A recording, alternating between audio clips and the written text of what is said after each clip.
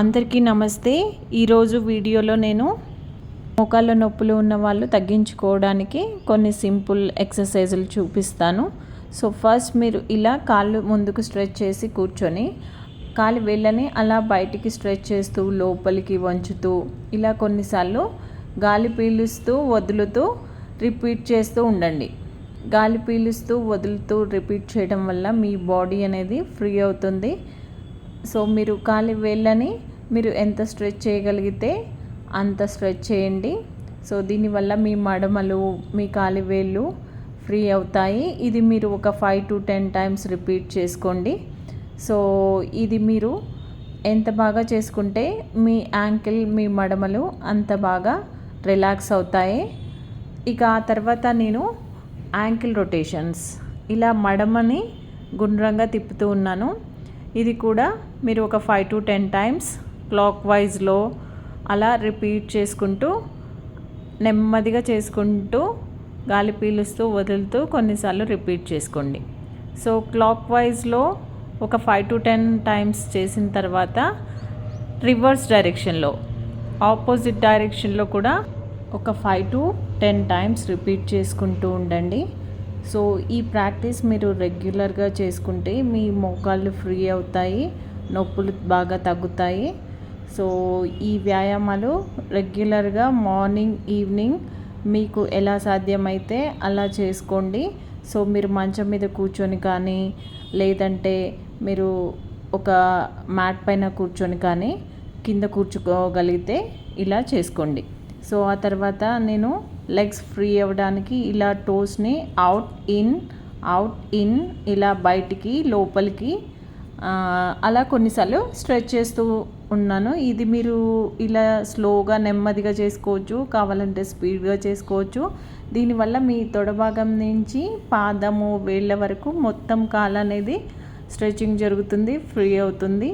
So మీరు ఎంత బాగా చేయగలిగితే మీ కాళ్ళ నొప్పులు అంత బాగా తగ్గుతాయి. కానీ మీరు చేయగలిగినంతే చేసుకోండి, మరీ ఎక్కువగా చేయకూడదు మీకు నొప్పులు ఎక్కువగా ఉంటే.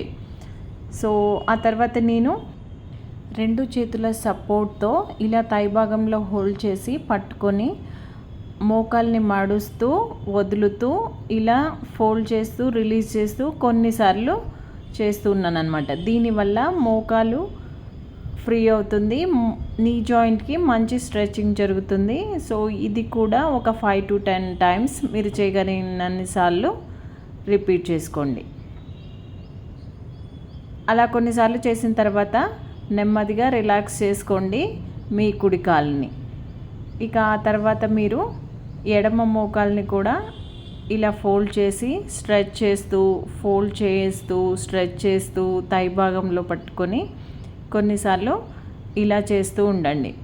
సో దీనివల్ల మీ కాలు మంచిగా స్ట్రెచ్ అవుతుంది. మీ మోకాలు భాగంలో ఏమైనా పెయిన్ ఉన్నా తగ్గిపోతుంది. ఇది డైలీ చేయడం వల్ల చాలా హెల్ప్ అవుతుంది మీ మోకాలు నొప్పులకి. ఇక ఆ తర్వాత 2 మోకాళ్ళని అలా దగ్గరికి లాగుతూ టోస్ని ముందుకు వంచుతూ 2 మోకాళ్ళని గట్టిగా ప్రెస్ చేస్తూ రిలీజ్ చేస్తూ ఉన్నాను. ఇది కూడా కొన్నిసార్లు రిపీట్ చేస్తూ ఉండండి. సో 2 మోకాళ్ళను ఎంత దగ్గరగా ప్రెస్ చేయగలిగితే అంత దగ్గరగా ప్రెస్ చేస్తూ రిలీజ్ చేస్తూ ఉండండి. సో నార్మల్గా ఏదైనా టవల్, కుషన్ ఆర్ బెడ్షీట్ ఉన్నవాళ్ళు మధ్యలో 2 మోకాళ్ళ మధ్యలో పెట్టుకొని ప్రెస్ చేస్తూ రిలీజ్ చేస్తూ ఉండండి.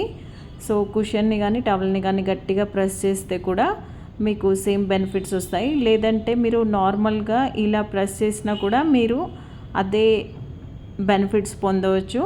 సో నేను ఈ వీడియోలో నార్మల్గానే ప్రెస్ చేస్తున్నాను. ఇది కూడా మీరు కొన్నిసార్లు రిపీట్ చేసుకోండి.